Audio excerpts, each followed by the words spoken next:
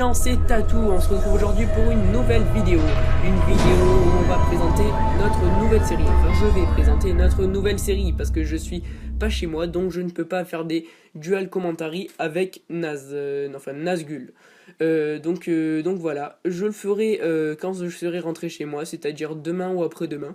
On va vous faire la série Un noob sur League of Legends déjà qui va commencer, je sais pas, on va peut-être poster la vidéo mardi ou mercredi, je sais pas.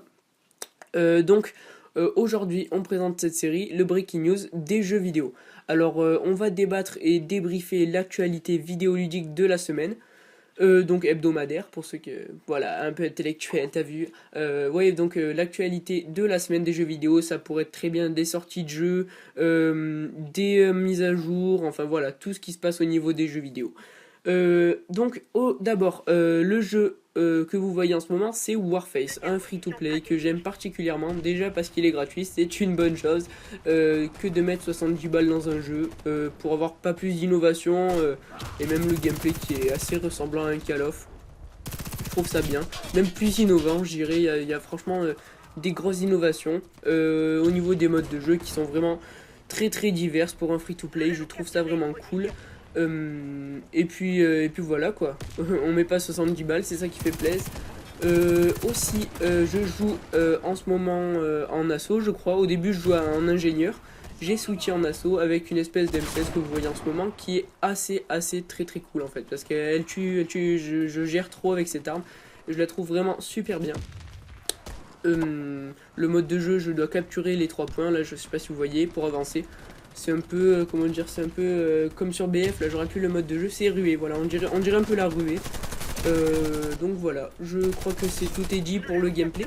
On va passer au traitement de l'actualité. Alors cette semaine, déjà la sortie de Diablo 3 Ultimate Devil Edition, oui c'est ça, qui sort sur PS3, Xbox 360, PS4 et Xbox One.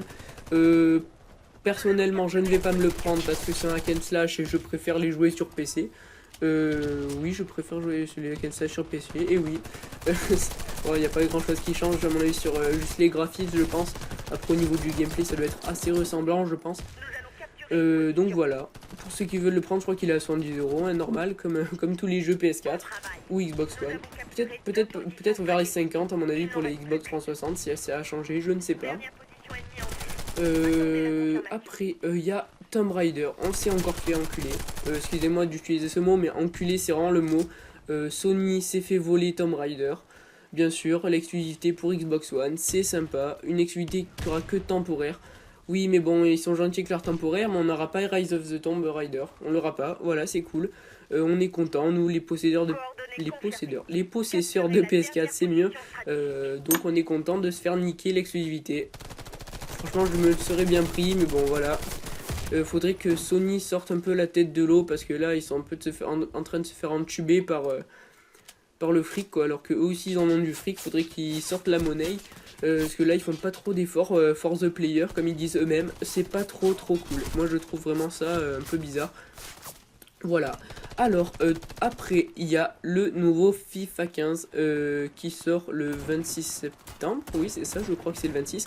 Je vais tout de suite aller courir me l'acheter. Je suis un fan de FIFA, si vous ne le savez pas. J'adore ce jeu. J'ai été classé dans le top 10 mondial sur le 12. Et là, je sais pas, je m'y suis pas trop remis au 14 sur la PS4. Donc là, je pense m'y remettre vraiment fort. En plus, il y a l'air d'avoir beaucoup d'améliorations au niveau du gameplay. Et donc voilà, aujourd'hui, ce que je voulais vous parler, c'était l'invité surprise sur la jacket. La jacket. Oui, je dis comme ça avant. À côté de Messi, ça sera Eden Hazard. Alors là, c'est le dégoût. Je tombe de haut parce que Eden Hazard, pour moi, n'a pas sa place. Je m'explique. Eden Hazard, on dit depuis 5 ans qu'il va sortir, enfin qu'il va évoluer, qu'il va passer un palier. Mais son palier, on l'attend toujours. Hein. Depuis qu'il a Lille, il est parti à Chelsea. Et depuis, aucune nouvelle. RAS, c'est justement ça le problème, RAS quoi. Donc voilà, je trouve ça vraiment bizarre. Alors que eux, PES 15, ils ont aussi décidé de mettre Mario Godze, encore bizarre. Ils ont voulu laisser place à la jeunesse, ou je sais pas. Peut-être parce qu'il a marqué le but de l'Allemagne, je ne sais pas. Mais en tout cas, il figurera sur la jaquette du jeu.